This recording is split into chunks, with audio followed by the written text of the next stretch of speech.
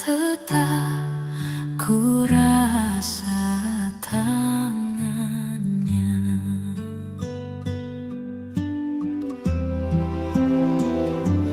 Tuhanlah yang membimbingku, tanganku dipegang teguh, hatiku berserah penuh, tanganku dipegang teguh.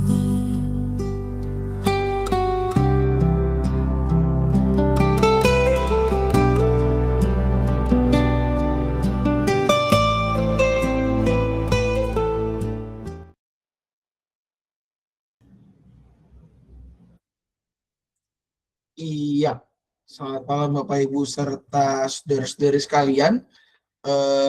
Jam di laptop saya menunjukkan pukul 7 tepat.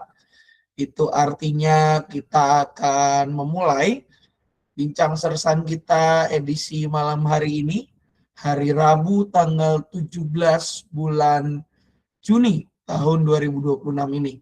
Di mana edisi kita hari ini akan membahas tentang kitab Markus, begitu ya, rekan-rekan semua. Sebuah kitab yang dikenal dengan, kalau dalam formasi sepak atau set play permainan sepak bola, adalah kitab yang direct play, umpan ke depan langsung tendang dan cetak gol. Ya, bahasanya terkenal tidak terlalu panjang dan juga tidak pernah muter-muter, ya, to the point. Nah, apa yang menjadi kekhasan selanjutnya juga dari Injil Markus ini kita akan bahas ke depannya, namun sebelum kita melangkah lebih jauh, kita akan mengangkat sebuah pujian pembuka yang diambil dari Kidung Jemaat 388, yaitu Selamat di Tangan Yesus, akan menjadi pujian pembuka kita.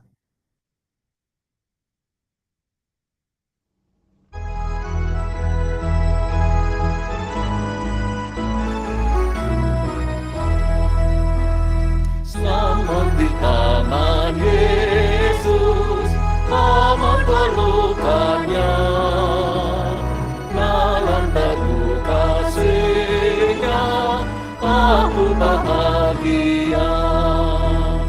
Lagu madu malaikat olehku terdengar, dari negeri mulia, damai sejahtera. Selamat di tangan Yesus, aman pelukannya, dalam teduh kasih-Nya, aku bahagia. Selamat di tangan Yesus, aku tentram penuh, dosaku dan cobaan jauh dari diriku.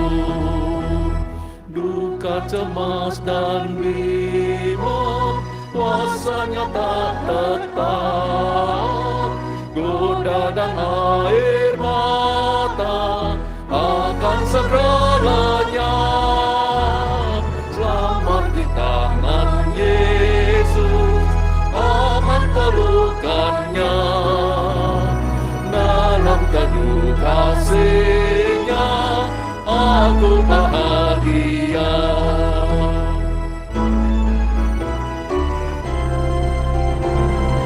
Yesus perlindunganku, rahmat bagiku, padanya ku percaya, Yesus kekal teguh. Biar bertambah hati, ku menantikannya, sampai harinya tiba dan fajar berkah. Selamat di tangan Yesus, aman pelukannya, dalam teduh kasih-Nya, aku bahagia. Ya, sebelum kita bersama membahas, kita akan berdoa, dan untuk doa buka mungkin saya minta tolong Bu Marcel, ya. Bu Marcel boleh pimpin doa buka, Bu.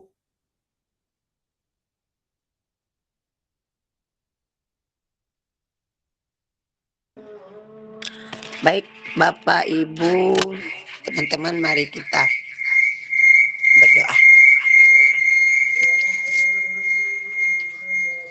Kita berdoa.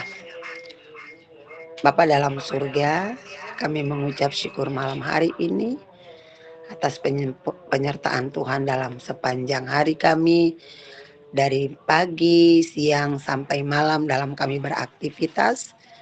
Kami mengucap syukur dengan napas kehidupan kami yang Tuhan masih izinkan kami menggunakannya untuk memuji Tuhan di malam hari ini. Dan seluruh kehidupan kami serahkan padamu malam hari ini, dan sungguh mengucap syukur karena Tuhan sungguh baik, sangat baik dalam kehidupan kami. Lalu Tuhan, kami datang rindu mendengarkan firman-Mu yang akan dibawakan oleh Bapak Pendeta.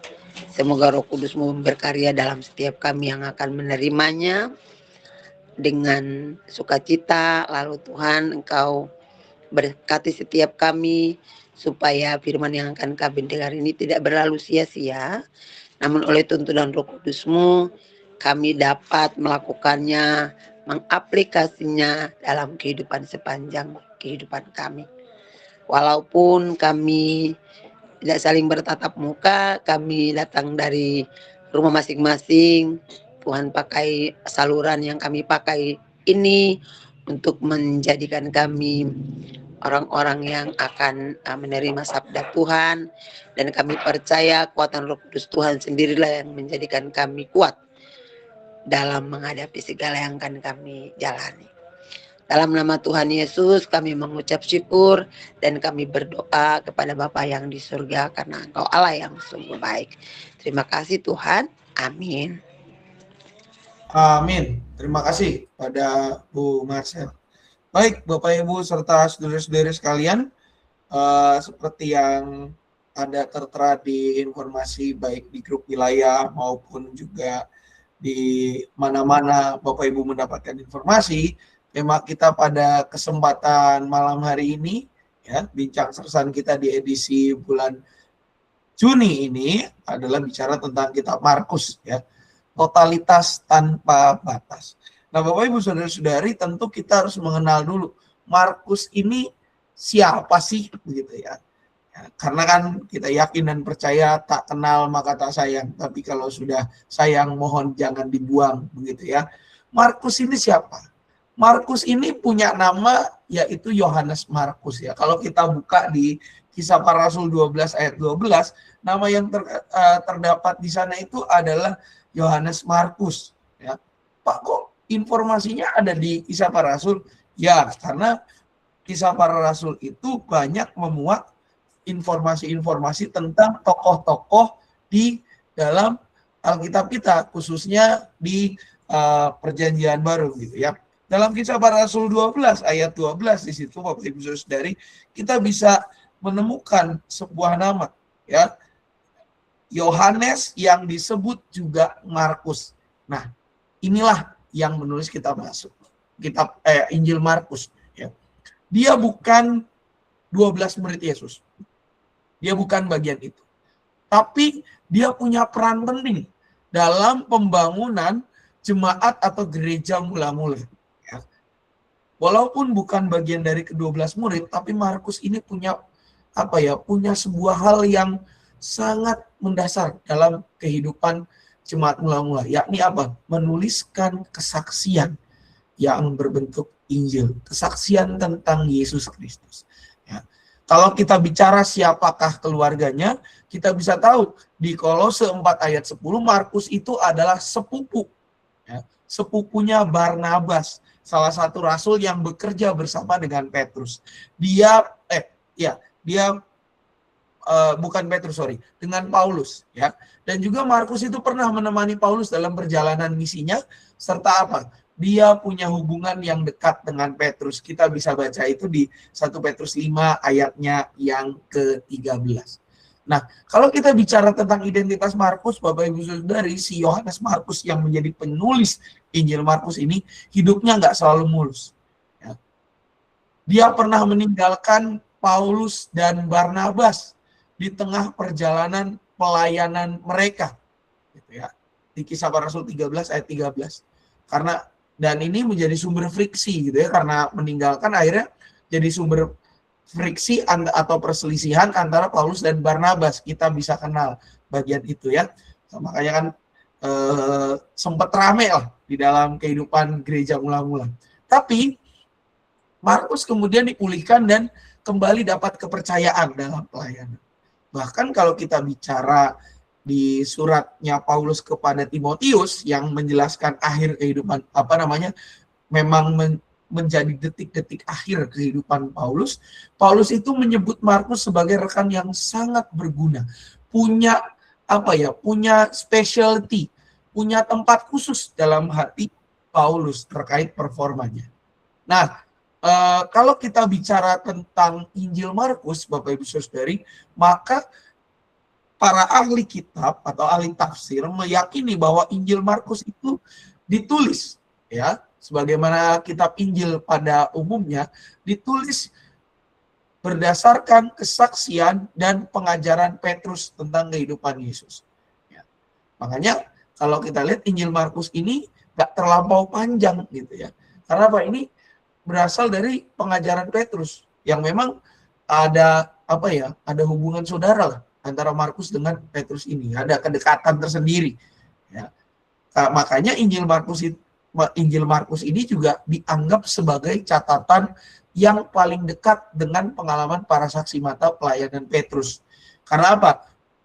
Markus menyusun kesaksian Injil Tuhan Yesus Kristus itu menurut keterangan para rasul. Salah satunya adalah pemimpin mereka, yakni Petrus. Ya. Dan juga Bapak Ibu Saudari, kitab Markus ini dikenal sebagai Injil yang tertua dan jadi referensi, khususnya dalam Injil-Injil sinoptik. Injil sinoptik itu apa aja, Pak? Matius, Markus, dan Lukas. Ya. Lukas dan Matius itu beberapa dari catat tulisan mereka mengutip apa yang tertera di dalam Injil Markus. Ya. Sehingga disebut sebagai salah satu Injil yang cukup tua. Ya. Injil yang boleh dibilang sumber utama, salah satu. Ada lagi memang sumber yang disebut sebagai sumber Quelle. Kalau dalam dalam teori Alkitab Perjanjian Baru, ada namanya sumber Quelle, sumber yang memang menjadi sumber-sumber unik para penulis Injil, begitu ya. Yohanes juga sama. Dia walaupun sedikit mengacu ke Markus, tapi istilahnya dia juga punya sumber unik. Makanya Yohanes itu kan tekanannya lebih ke kehidupan daripada Yesus Kristus, Injil komplementer. Nah, kalau konteks kitabnya, Bapak Ibu Saudari, kemungkinan itu penulisannya sekitar 60 sampai 70 tahun Masehi. Ya.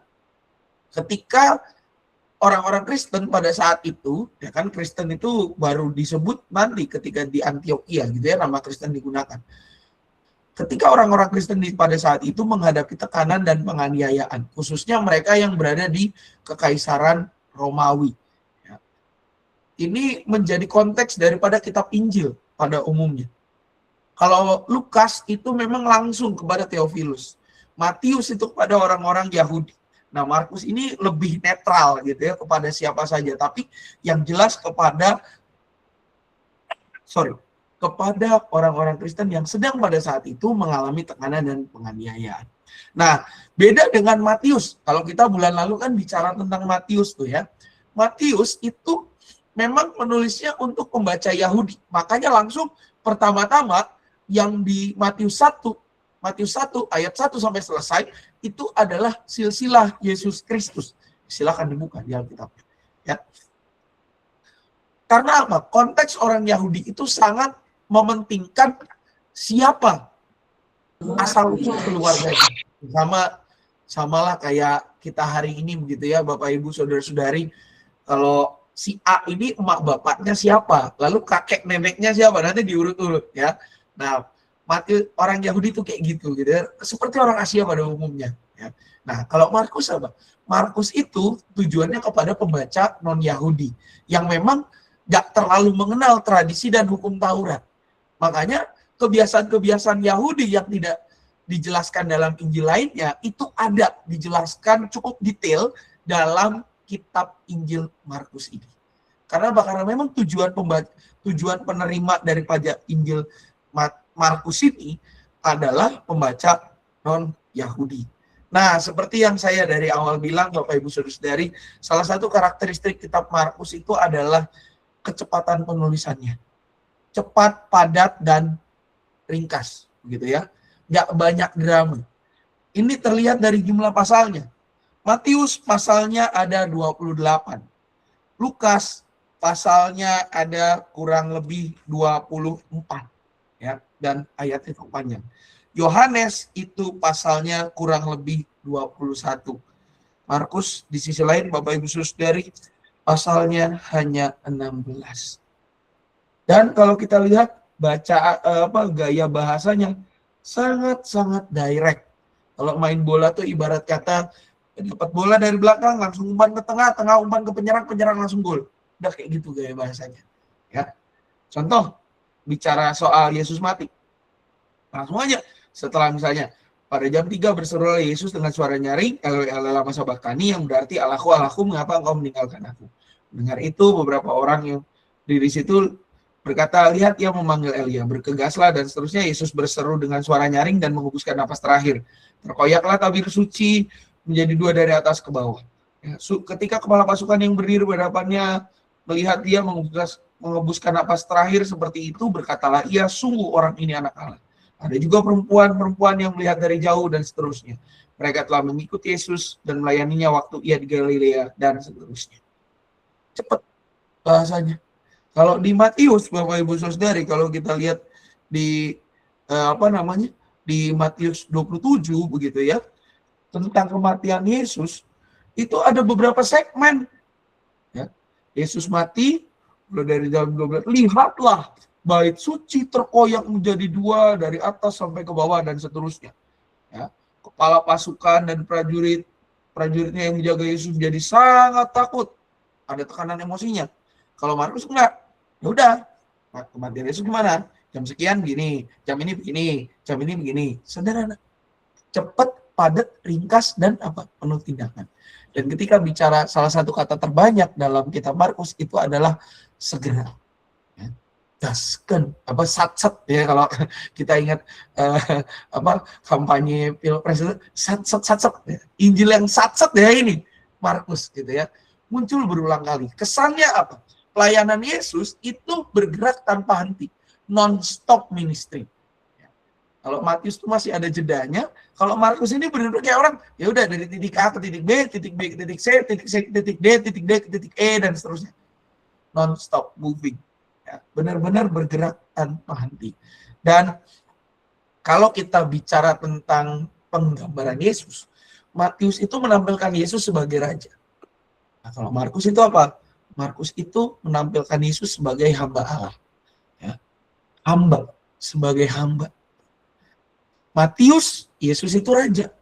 Markus, no. Yesus itu adalah hamba Tuhan. Bekerja tanpa lelah demi menjalankan misi keselamatannya. Makanya nggak pernah berhenti kehidupan Yesus itu. Kalau kita baca di dalam kitab Markus ya, 7 hari 24 jam nggak ada kata libur tuh, gaskan terus. Tidurnya cuma paling sebentar, besoknya berangkat lagi gitu ya. Ada satu masalah saat ini langsung switching point, langsung berangkat. Gitu ya. Benar-benar sat gitu ya. Injil yang sat lah boleh dibilang Markus ini menampilkan Yesus yang juga kerjanya sat gitu ya. Dia nggak pernah berhenti, dia selalu berpindah. Karena apa? Karena misi keselamatannya itu tidak bisa ditunda. Nah, apa sih maksud dan tujuan dari Injil Markus ini? Nah, kalau kita lihat Injil Markus ini tujuannya apa? Dia menunjukkan bahwa Yesus itu adalah anak Allah yang datang membawa keselamatan. Betul dia adalah hamba Tuhan, tapi dia juga adalah anak Allah. 2 identitas dalam satu pribadi. Dan juga kalau kita bicara tentang Markus, maka karena tadi bicaranya adalah pelayanannya non-stop, selalu bergerak dari hari ke hari, maka Yesus diperkenalkan oleh Markus sebagai hamba yang tidak pernah berhenti melayani. Dia melayani dengan totalitas. Ya. Kalau ada 24 jam dalam kehidupannya, maka dia, kalau bukan 24 jam, sorry. Kalau ada 12 jam waktu pelayanan yang diberikan kepada Yesus untuk melayani, maka dia melayani selama 12 jam itu. Non-stop. Selesai, dia pindah lagi ke tempat yang lain. Benar-benar dia total memberikan dirinya untuk melayani Tuhan. Dan juga apa? Markus memperkenalkan Yesus juga sebagai Mesias yang menderita. Ya. Bahwa jalan untuk keselamatan, ya, jalan Mesias itu adalah jalan penderitaan dan jalan salib. Tidak ada jalan lain. Semuanya harus penuh dengan penderitaan. Karena apa? Nggak mudah untuk menyadarkan dunia yang sudah rusak ini. Jalan sebagai penyelamat yang diurapi, sang juru selamat yang diurapi itu adalah jalan penderitaan dan jalan salib. Dan juga apa? Melalui Injil Markus, Bapak Ibu Saudara, setiap orang percaya diajak dan digugah menjadi murid yang setia di dalam mengikut Yesus. Tidak mengikut setengah-setengah, tetapi mengikut secara penuh. Kalau dikatakan menyangkal dirinya 100%. Ya. Memikul salibnya 100%. Kagak bisa ditaruh-taruh tuh salib. Mengikut Yesus 100%. Bukan kita yang di depan, tetapi Kristus yang di depan. Bukan kita yang terutama, tapi Kristus yang terutama. Bukan kita yang harusnya ditinggikan, tetapi Yesus yang harusnya ditinggikan. Itu ada di Markus semua. Ya. Menjadi pengikut yang setia, menjadi murid yang setia, itu adalah orang yang berani 100% dengan maksimal dan optimal memberikan dirinya untuk melayani Tuhan lewat segala hal yang dia bisa lakukan. Mulai dari perkataan, pikiran, perbuatan, termasuk sikap dan karakter yang dipersembahkan kepada Tuhan. Nah, sekarang kita masuk kepada strukturnya, Bapak Ibu Saudari. Kalau boleh dibagi dalam gambaran besar, maka kitab Markus ini kita bisa bagi ke dalam beberapa bagian yang cukup besar. Ya. Yang pertama kita bicara soal pelayanan yang bergerak tanpa henti. Di mana ini bisa kita lihat dari pasal 1 sampai dengan pasalnya yang ke-8 ayat 26. Gitu ya, pembatasnya di sana. Markus pasal 8 ayatnya yang ke-26. Ketika Yesus setelah Yesus menyembuhkan penglihatan seorang buta di Betsaida. Ya. Nah, kalau kita lihat di sini Bapak Ibu Saudari, ini kan menjadi bagian-bagian awal gitu ya. Markus itu membuka Injilnya itu bukan dengan kisah kelahiran. Ya, beda dengan Matius ya. Tapi langsung dia memperkenalkan karakter yang bernama Yohanes Pembaptis. Ya. Di ayat Markus 1 ayat 1 begini tulisannya. Inilah permulaan Injil tentang Yesus Kristus anak Allah. Seperti ada tertulis dalam kitab Nabi Yesaya. Lihatlah aku menyuruh utusanku dan seterusnya dan seterusnya. Langsung dia perkenalkan karakter pelayanan Yesus lewat Yohanes Pembaptis yang mendahului. Ini perkenalan Yohanes Pembaptis pun nggak panjang. Ya, kalau kita lihat cuma 8 ayat. Demikianlah Yohanes Pembaptis habis Yesaya itu dibacakan. Yohanes Pembaptis tampil di padang gurun dan memberitakan baptisan tobat untuk pengampunan dosa. Maka berdatanganlah kepadanya orang-orang dari seluruh daerah Yudea dan semua penduduk Yerusalem, dan sambil mengaku dosanya mereka dibaptis olehnya di sungai Yordan. Di ayat 8, aku membaptis kamu dengan air, tetapi ia akan membaptis kamu dengan Roh Kudus. Langsung masuk kepada siapa? Yesus dibaptis Yohanes di ayat 9. Itu pun 3 ayat. Habis 3 ayat, dicobain di padang gurun, 2 ayat. Ya. Padang gurun selesai, tampil di Galilea, 2 ayat. Langsung memanggil murid-murid yang pertama. Direct play. Ya. Menunjukkan bahwa pelayanan Yesus itu aktif mengajar, dia aktif menyembuhkan, aktif mengusir roh jahat, dan menjangkau banyak orang. Benar-benar direct play.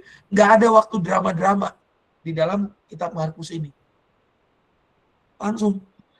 Kalau kita melihat di Matius 4, ketika Yesus dicobai di padang gurun, itu luar biasa karena dramanya, bahwa dia digoda oleh si jahat dan segala rupanya gitu ya. Di Lukas 4 juga sama, ayat 1 sampai 13 kurang lebih. Tapi di Markus sederhana.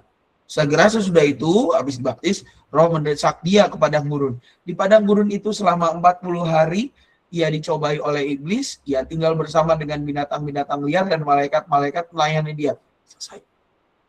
Simple, padat, jelas, titik 2 ayat. Udah gitu apa? Tampil di Galilea. Cuman ditutup dengan saatnya telah genap, kerajaan Allah sudah dekat, bertobatlah dan percaya pada Injil. Titik. Habis itu apa? Memanggil murid-murid yang pertama. Langsung dalam rumah ibadah, terus karya pelayanan Yesus. Ini menunjukkan bahwa pelayanan Yesus itu aktif. Dia mengajar, menyembuhkan, mengusir roh jahat, dan menjangkau banyak orang. Tanda-tanda Mesias ditunjukkan. Dan kalau kita bicara dalam pasal ini, isi utamanya yang pasti adalah baptisan dan pencobaan, mujizat-mujizat yang dilakukan, pengajaran di berbagai tempat, ya. Kata lain di ayat 35, satu pasal itu banyak ini isinya, ya. Lalu pemanggilan murid-murid, pertumbuhan popularitas ketika Yesus semakin dikenal di seantero daerah Israel pada waktu itu. Dan kalau kita lihat sampai pasal 8 ayat 26 ini, itu tekanan utamanya adalah Yesus hadir sebagai hamba Allah yang bekerja tanpa mengenal batas. Kenapa dia mau bekerja dengan totalitas itu? Karena untuk menyatakan kasih dan kuasa Allah. Nah, bagaimana selanjutnya? Kalau kita lihat di bagian selanjutnya dari ayat 28 ayat 27 sampai dengan 10 itu sudah mulai masuk kepada jalan pemuritan dan jalan salib, masuk sengsara, ya. Di dalam bagian ini kalau kita lihat ini ada sedikit shifting point atau titik balik. Setelah di ayat 27 kalau kita lihat itu ada pengakuan Petrus, itu pun cuma 27, 28, 29, 30 selesai gitu ya. Setelah Petrus mengakui Yesus sebagai Mesias, maka di situ mulai terlihat yang namanya Mesias itu harus menderita, harus ditolak, harus mati dan bangkit. Ya. Benar-benar seperti sebuah lagu yang mengatakan bagaikan padi segenggam mestilah mati dipendam, ya, supaya tumbuh dan seterusnya. Itu lagunya kan ada kayak gitu tuh. Berbuahlah tuayan pun besar. Di bagian ini ada pembalikan, shifting point, ya, bahwa Mesias itu memang harus menderita, harus dipendam. Tapi apa? Pada waktunya dia akan bangkit. Ya. Dan isi utamanya Bapak Ibu Saudari yang pasti adalah bicara soal pengakuan Petrus. Lalu juga ada nubuat penderitaan, ya, pemberitahuan pertama, lalu juga ada pemberitahuan seterusnya, begitu ya. Lalu juga ada panggilan untuk memikul salib, ya, untuk mengikut dia secara penuh, dan juga tentang kerendahan hati dalam pelayanan, begitu ya. Ini semua poin-poinnya ada nih sampai ke pasal yang ke-10. 3 kali Yesus memberitahukan penderitaannya.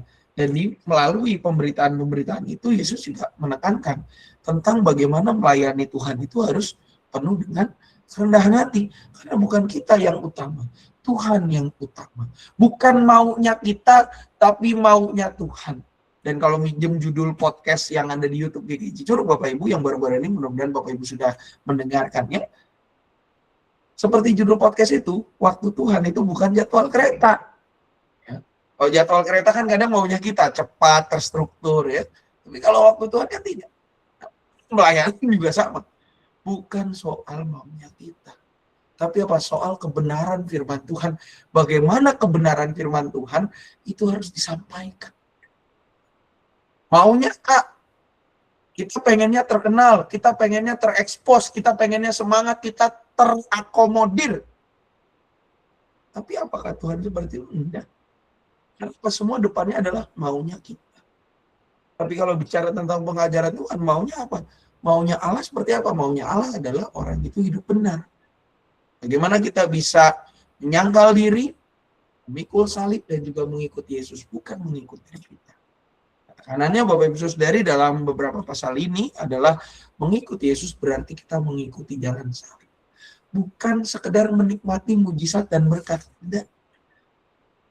Ada seorang yang pernah bilang ke saya begini, kalau mengikut Yesus, kalau jadi Kristen, itu jangan mau terima enaknya doang. Terima juga nggak enaknya. Harus mau kerja, jangan cuma duduk aja. Harus mau terlibat, jangan cuma memberikan kritik. Harus mau benar-benar berpikir, jangan cuma komplain.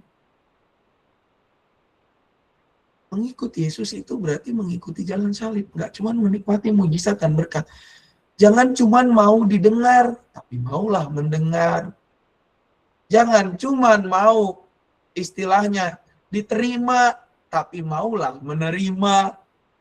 Simpelnya begitu. Jalan salib itu kan begitu, Bapak Ibu Saudari. Bagaimana kita bisa menerima, tidak hanya diterima.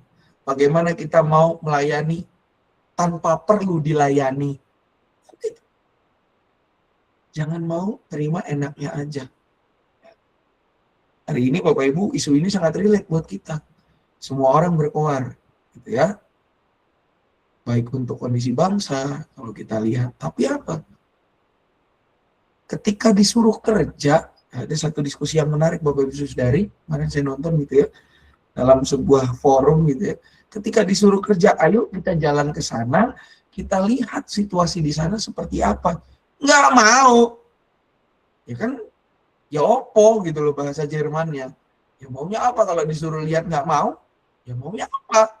Hanya mengkritik dan mengatakan, oh itu hanya menjadikan satu sumber sebagai sumber kebenaran. Nggak mau lihat sumber yang lain. Nggak mau dengar pendapat yang lain. Nggak mau dengar perspektif yang lain. Itu kan sami mawon. Lalu kita Markus, Bapak Ibu, kita diajak untuk apa? Kita sebagai umat Kristen nggak bisa seperti itu. Justru kita itu harus berani melihat lebih dekat. Mengikut jalan salib itu berarti kita mau terbuka pada perspektif yang berbeda. Tak cuma menikmati, tapi juga mau mengusahakan, mau bekerja. Nggak cuma sekedar jadi politisi, tapi juga mau jadi teknisi. Kalau bahasa saya seperti itu. Nah, kalau politisi kan lebih banyak berbicara sih. Ada teman saya yang menerangkan begini, kalau politisi itu gini, ada ban kempes, ban sepeda atau ban motor atau ban mobil kempes. Yang dimarahin apa? Perusahaan bannya. Saya baru beli kemarin, masa hari ini udah kempes. Kalau teknisi apa? Teknisi lihat ban kempes, dia ambil kompak, dia kompak bannya. Gimana caranya ban itu bisa jalan dan dia bawa ke bengkel untuk diperbaiki. Nggak dikomplain-komplainin, nggak ditunjuk-tunjuk. Mana sih ban ini? Malah kempes. Kamu ini merek apa sih ya? Itu bedanya. Kita Markus mengajak kita juga sebagai orang Kristen untuk jadi teknisi. Karena apa? Kita itu dipanggil mengikut Tuhan yang menjadi teknisi buat kita. Dia memperbaiki kok kehidupan kita. Lanjutkan. Dan di bagian akhir Bapak Ibu Saudari, dari pasal 11 sampai dengan ayat 16 kita bisa melihat bagaimana Yesus yang memberikan totalitas kasihnya hingga akhir. Ya. Ini sudah shifting fokus kepada perjalanan Yesus ke Yerusalem, kematian di salib dan juga kebangkitannya. Ya, kalau kita lihat bisa dimulai dari masuk ke Yerusalem, dieluk-elukan, lalu mulai ada konflik dengan para pemimpin agama dan juga mulai di pasal 13 ada bicara tentang akhir zaman ya. Lalu juga ada perjamuan terakhir di sana, kisah penyaliban, lalu kisah kebangkitan. Dan tekanan utamanya Bapak Ibu Saudari semua bahwa puncak totalitas Yesus itu terlihat ketika ia menyerahkan hidupnya demi keselamatan manusia. Bahwa karya Kristus, karya keselamatan yang Allah lakukan melalui hambanya yaitu Yesus Kristus itu terlihat ketika ia benar-benar 100% total di dalam menjalankan misinya. Benar-benar menyerahkan hidupnya untuk keselamatan kita. Umat yang sebenarnya nggak cocok. Kalau pakai istilah mesin, Bapak Ibu, mesinnya udah benar-benar rusak. Mau diturun mesin kayak apa, mau di overboss kayak apa, mau diganti dalemannya kayak apa, udah nggak bisa diapa-apain. Tapi apa? Allah mau menjadi teknisi yang bekerja keras. Dia tidak banyak menggunakan diksi-diksi, tapi dia menunjukkan apa? Gaya hidupnya yang bisa kita teladani, yang memang menjadi cara Allah memperbaiki kita, merestorasi kita untuk kembali pada fungsinya. Ketika ia menyerahkan hidupnya demi keselamatan manusia, disitulah puncak dari karya keselamatan. Dari beberapa pasal itu ada beberapa pokok teologis, Bapak Ibu Saudari, yang jadi ciri khas dari kitab Markus ini. Nah, kalau kita lihat yang pertama, Bapak Ibu Saudari, adalah Yesus itu adalah anak Allah dan hamba yang melayani. Ini terlihat jelas dari bagaimana dia tidak pernah memberikan dirinya untuk meninggalkan atau benar-benar dia tetap humble, tetap menjaga kesederhanaan kehidupannya. Walaupun dia anak Allah, tapi dia tidak menunjukkan itu untuk mendemonstrasikan siapa diri, melainkan untuk menunjukkan kemuliaan Allah, kemahakuasaan yang dipercayakan Tuhan kepadanya. Dan juga kita bisa lihat melalui Injil Markus ini, Bapak Ibu Saudari, bahwa kerajaan Allah itu hadir lewat karya dan pelayanan. Kerajaan Allah itu bukan hadir lewat orasi, bukan hadir lewat demonstrasi, tapi lewat karya dan pelayanan yang menunjukkan itu semua. Cara Yesus berdemo, kalau pakai bahasa yang hari-hari lagi ramai, Bapak Ibu, itu dengan apa? Dengan menunjukkan, dengan bekerja. Kalau waktu itu ada quotes timnas yang saya suka banget, diam dan bermainlah. Nah, itu yang Tuhan Yesus lakukan. Ya. Diam dan bermainlah. Dia melakukan lewat karya-karyanya yang boleh dibilang menunjukkan permainannya yang berkualitas, permainannya yang memperbaiki kehidupan manusia. Dan kerajaan Allah dihadirkan lewat karya-karya pelayanan Yesus yang membawa perubahan ke arah yang lebih baik. Dan kalau kita bicara inti keselamatan Allah, Bapak Ibu Saudari, maka nggak ada jalan lain selain daripada jalan salib. Jalan penderitaan itu satu-satunya jalan yang Allah tempuh, yang Allah pilih untuk ditempuh supaya kita bisa beroleh keselamatan. Dan yang keempat juga, Bapak Ibu Saudari, para murid itu dipanggil. Setiap kita itu dipanggil untuk mengikuti Yesus dengan komitmen penuh. Bukan komitmen yang setengah-setengah. Kalau komitmennya setengah-setengah kayak orang yang waktu itu, waduh saya harus menguburkan. Langsung kan Yesus ngomong, biarlah orang mati menguburkan orang mati. Titik. Nggak ada. Biarlah orang mati menguburkan orang mati. Titik. Ketika kita menjadi pengikutnya, menjadi pengikut Yesus, maka kita harus berkomitmen penuh. Nggak bisa tuh alasan, ya saya mengikuti Yesus hanya karena ingin mendapatkan kepuasan pribadi, hanya ingin mendapatkan posisi, hanya ingin mendapatkan pengaruh. Ada. Mengikuti Yesus itu harus dengan komitmen penuh. Nggak bisa, cuman setengah-setengah. Jangan sampai kita menjadi orang Kristen yang ada udang di balik rempeyek. Gitu ya. Hanya menjadi Kristen atau hanya beribadah kepada Tuhan ketika ada maunya. Lepas daripada itu selesai. Nggak bisa. Mengikut Kristus itu harus dengan komitmen penuh. Karena apa? Karena Tuhan tidak memberikan setengah-setengah buat kita.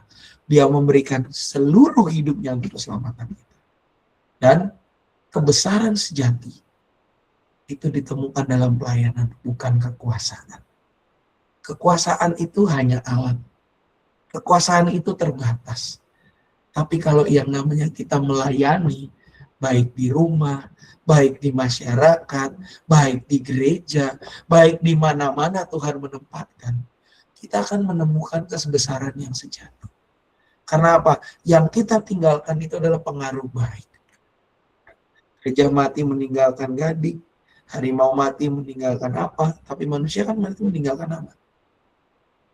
Nah, itu yang juga diajarkan dalam kitab Markus. Ketika kita berpulang kepada Tuhan, apa yang kita tinggalkan? Kalau yang kita tinggalkan pengaruh buruk, selesai. Tapi kalau yang kita tinggalkan adalah hal-hal baik, maka itu akan menuntun generasi-generasi berikutnya, menuntun orang-orang yang lain untuk bisa mengenal Allah, memuliakan Tuhan lewat karya dan pelayanan yang kita lakukan. Apa yang bisa kita jadikan buat relevansi hari ini? Nah, Bapak Ibu Saudari, dari Injil Markus kita bisa belajar bahwa yang namanya iman itu nggak cuma soal tahu siapa Yesus, tapi bagaimana kita mengikutinya setiap hari. Khusus bagi rekan-rekan yang akan dikatekisasi dalam waktu dekat ini, akan di-CV dalam waktu dekat, ingatlah, iman itu nggak cuma soal pengetahuan kita pada Yesus, tapi juga apa, bagaimana kita mengikutinya setiap hari, bagaimana kita memberi diri untuk melayaninya lewat pikiran, perkataan, perbuatan, sikap, dan karakter kita. Kalau cuma tahu tapi nggak melaksanakan, itu namanya iman yang mati. Iman tanpa perbuatan adalah maut, titik. Nggak ada koma di situ. Mengikuti Yesus itu harus penuh dengan totalitas. Dan yang kedua, Bapak Ibu Saudara, rekan-rekan semua, pelayanan yang sejati itu lahir dari kasih, bukan dari keinginan mencari pujian, bukan dari keinginan untuk mencari rasa hormat. Enggak. Pelayanan yang sejati itu lahir daripada respon kasih kita kepada Tuhan, yang dimana Ia telah memberikan hidupnya untuk keselamatan kita.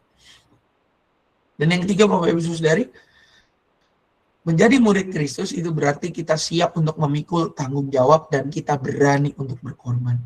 Memberikan diri kita. Sama seperti Kristus telah memberikan hidupnya untuk keselamatan kita. Dan kalau kita bicara orang-orang yang gagal, jangan berkecil hati Bapak Ibu Saudari. Markus yang pernah gagal Tuhan pakai. Apalagi kita. Kalau kita ingat Matius yang seorang pemungut cukai, dipakai oleh Tuhan. Tuhan itu gak pernah memandang kurikulum vitae kita. Dia akan tetap memakai kita. Termasuk kita yang pernah gagal akan tetap dipakai olehnya. Jadi gak ada alasan untuk kita mengatakan gak mungkin Tuhan memakai saya karena saya pernah gagal dalam hal A, B, C, dan E. Enggak. Tuhan pasti akan terus memakai kita. Karena apa? Karena Dia ingin yang terbaik dari kita. Dan juga Bapak Ibu Saudari, kesetiaan kepada Tuhan tidak diukur dari seberapa mudah perjalanan hidup kita. Orang suka bilang kalau hidupnya mudah itu berarti orang yang diberkati. Enggak. Kalau perjalanan hidup lurus-lurus saja, jangan-jangan dia yang nggak peka, gitu ya. Tapi apa? Kesetiaan kepada Tuhan itu diukur dari keberanian kita tetap berjalan bersama dengan Tuhan di tengah situasi yang tidak menguntungkan. Walaupun mungkin orang tidak mengenal kita, orang melupakan kita, tapi kalau kita mau tetap setia kepada Tuhan, itu menunjukkan iman yang besar. Nah, selain daripada itu, Bapak Ibu Saudara, ada beberapa fakta menarik. Markus itu adalah Injil yang paling pendek. Tadi di awal sudah saya sebutkan, cuma 12 pasal. Yang lain cukup panjang. Ya. Dan sebagian besar isi Injil Markus itu ada di Matius, ada di Lukas, mungkin sebagian kecil juga ada di Yohanes. Membuat Lukas dan Matius itu menjadi Injil sinoptik, sharing sumber mereka ya. Dan kata segera itu sangat sering muncul. Menjadi ciri khas yang menunjukkan bahwa Injil Markus itu adalah Injil yang sat-set. Injil yang benar-benar sesegera mungkin dan dalam tempo yang sesingkat-singkatnya. Ya. Dan juga kisah kelahiran Yesus tidak ada. Kalau Bapak Ibu nyari kelahiran Yesus, nggak ada di Injil Matius. Langsung Yesus itu langsung memulai karya pelayanannya. Gaspol. Ya. Dan para ahli sepakat mengatakan bahwa Markus ini salah satu Injil yang paling awal. Injil yang ditulis paling awal dibanding Matius, Lukas, dan Yohanes disepakati oleh para ahli Perjanjian Baru adalah Markus. Dia yang bahkan jadi sumber buat Injil-Injil lain seperti Matius, Lukas, dan juga Yohanes. Dan secara jujur Markus menampilkan para murid di situ ya, termasuk kelemahan dan kegagalan mereka. Dan di ayat 39 itu diucapkan oleh perwira Romawi, bukan pasukan. Ya, kalau kita lihat di ayat 15 ya Bapak Ibu ayat 15. Markus 15 ayat 39 dikatakan kepala pasukan. Ya. Perwira berarti jabatannya. Bukan pasukan biasa yang mengakui anak Allah, identitas Yesus. Itu adalah kepala pasukan. Minimal bintang. Kalau enggak yang melatih 3 lah gitu ya. Karena jabatannya udah tinggi. Kalau enggak ya bintangnya diatur berapa. Ini menjadi fakta menarik yang menunjukkan bahwa Yesus itu diakui kemahakuasaannya dan keilahiannya. Nah, mungkin Bapak Ibu Saudari itu yang bisa saya bagikan pada kesempatan ini berkaitan dengan Injil Markus. Apakah ada yang mau ditambahkan atau direspon? Dipersilakan Bapak Ibu Saudari sebelum kita memasuki doa syafaat.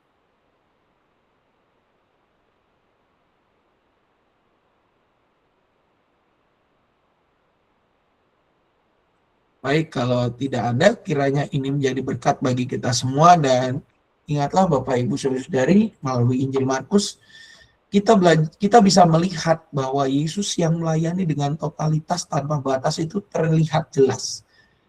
Ia tidak berhenti ketika ditolak, dia tidak menyerah ketika disalahpahami, dan tidak mundur ketika ia harus menghadapi salib.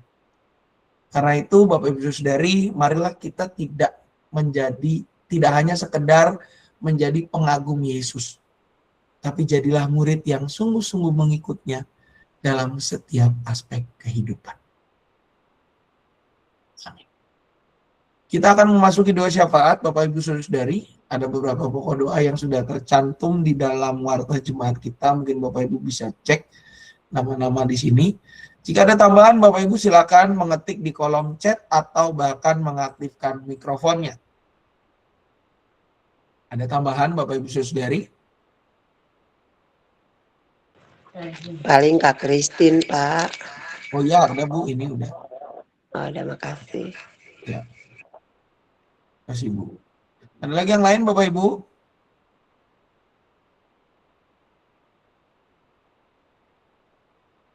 Baik, kalau sudah tidak ada lagi, mari kita bersatu hati mengangkat doa syafaat kita kepada Tuhan. Kita berdoa.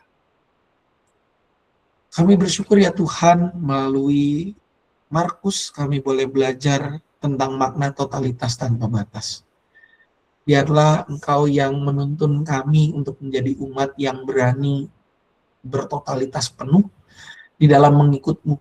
Benar-benar setia menjadi pelayan-Mu dalam segala lingkup yang Kau percayakan dalam kehidupan kami, baik di tengah keluarga, di tengah masyarakat, bahkan dalam kehidupan bergereja. Dan juga kuatkan kami ya Tuhan, agar kami boleh terus melayani dengan totalitas tanpa batas. Tidak berhenti ketika kami ditolak, tidak menyerah ketika kami disalahpahami, dan tidak mundur ketika kami harus memikul salib. Biarlah kami benar-benar menjadi umat yang tidak hanya mengagumi Engkau, tetapi benar-benar menjadi umat yang mengikut Engkau secara nyata dan berdampak dalam kehidupan keseharian. Kami pada saat ini juga ya Tuhan bersehati berdoa untuk bangsa dan negara kami di tengah segala situasi dan kondisi yang terjadi. Kiranya Tuhan yang boleh hadir, Tuhan yang boleh memakai para pemimpin kami, agar setiap keputusan yang dihasilkan bukan untuk kepentingan pribadi, melainkan untuk kepentingan bersama dan kemajuan bersama. Pakai setiap kami ya Tuhan untuk juga membangun bangsa dan negara ini lewat segala hal yang dapat kami kerjakan dan kami lakukan.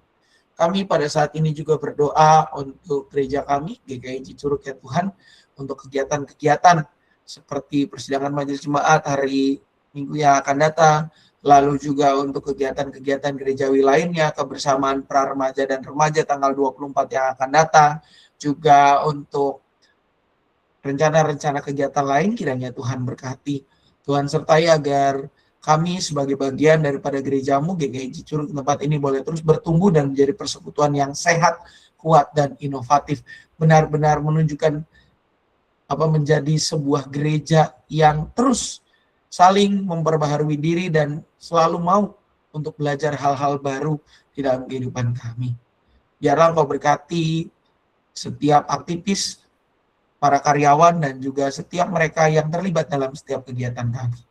Kami juga berdoa ya Tuhan, mengingat sanak saudara kami yang dalam kondisi sakit maupun dalam masa pemulihan, diantaranya untuk Bapak Wesley Matondang, untuk Bapak Agus Irianto, Bapak Willy Hartono, Om Malena, Ibu Sriningsih atau Ibu Wawah, Ibu Wahyuni Christine Saragi, Ibu Tina, Ibu Misda Pandiangan, Ibu Ninik, Ibu Imelda, Ibu Tukiem, Ibu Elsawati Purba, Saudari Hal Prapedora Nababan, Saudari Epi Satriani, Saudara Jonathan Sitohan, dan juga rekan-rekan kami yang lain yang mungkin bergumul terkait pekerjaan, terkait pendidikan, dan masa depan mereka.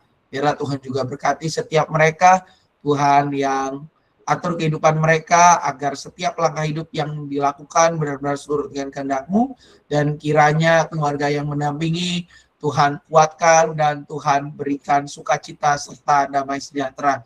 Tuhan juga yang boleh menyertai setiap kami agar kami sebagai bagian daripada gereja-Mu di tempat ini boleh menjangkau mereka, mewartakan sukacita dan damai sejahtera yang berasal daripada-Mu saja. Kami juga berdoa bagi rekan-rekan kami, anak-anak kami yang akan dibaptis pada tanggal 21 yang akan datang di Kebaktian Umum 2, dan juga mereka yang akan di CD pada tanggal 5 Juli yang akan datang di Kebaktian Umum 2. Kiranya Tuhan juga yang memberkati kehidupan anak-anak ini agar mereka semua boleh terus berpengharapan dan menjadi alat berkat-Mu ya Tuhan. Para orang tua yang mendampingi, kiranya Tuhan juga yang berikan sukacita, dan kiranya Tuhan juga yang boleh menyertai kehidupan mereka. Kami juga berdoa bagi rekan-rekan kami yang berulang tahun dalam minggu ini ya Tuhan. Kiranya hidup mereka senantiasa terpelihara di dalam Engkau, dan biarlah nama-Mu saja yang dimuliakan. Inilah doa kami seraya menyerahkan diri kami dalam tangan pemeliharaan-Mu. Jadilah pada kami seturut dengan kehendak-Mu saja. Doa yang jauh dari sempurna ini hanya kami satukan dalam nama Anak Tuhan Yesus Kristus, Sang Firman yang hidup, Juru Selamat kami berdoa dan berpengharapan. Amin. Baik, Bapak Ibu serta saudara-saudari, kita akan mengakhiri kegiatan kita dengan mengangkat sebuah pujian dari NKB 116 berjudul Siapa yang Berpegang.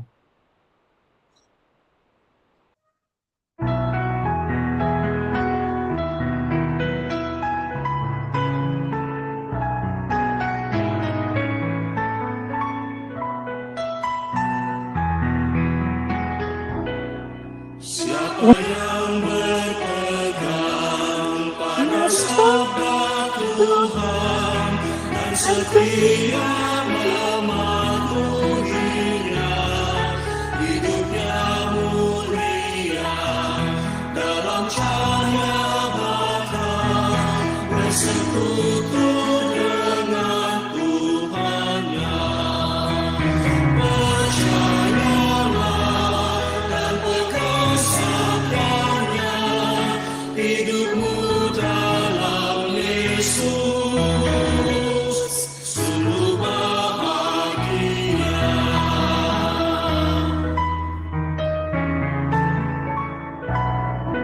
Oh, betapa senang hidup dalam terang, beserta Tuhan di jalannya. Kita mendengar serta patuh benar dan tetap berpegang padanya.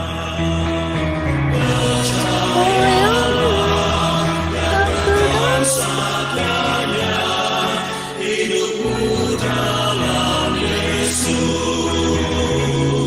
sungguh bahagia.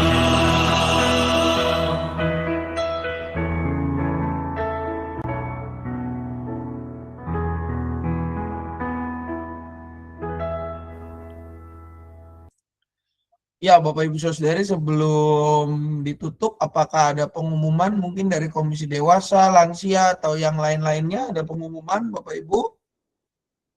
Sebelum bagian saya. Baik, selamat malam Pak Sam.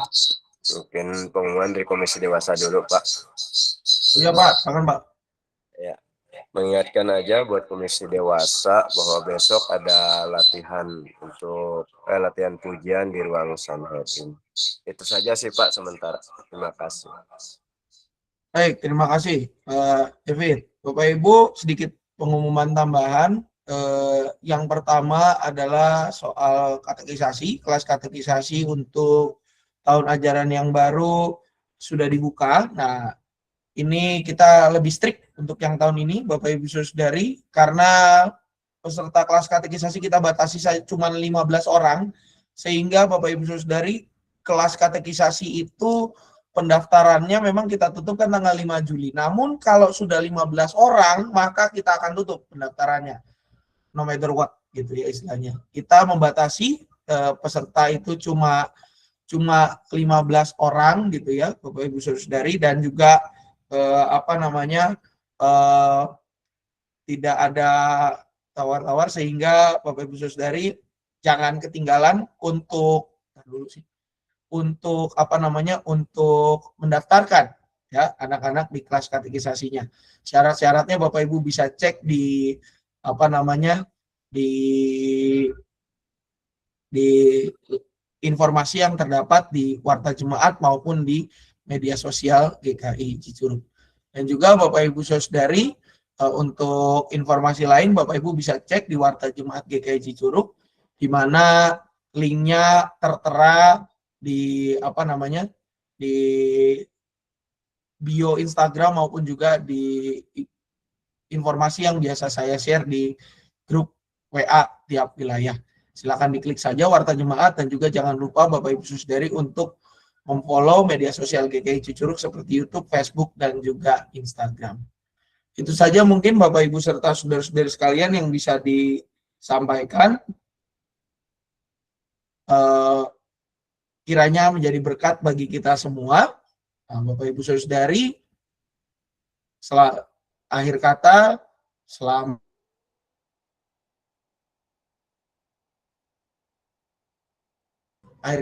malam Bapak Ibu Saudari. Terima kasih atas partisipasinya. Tuhan Yesus memberkati. Selamat malam, selamat melanjutkan aktivitas. Selamat malam semuanya. Tuhan Yesus memberkati.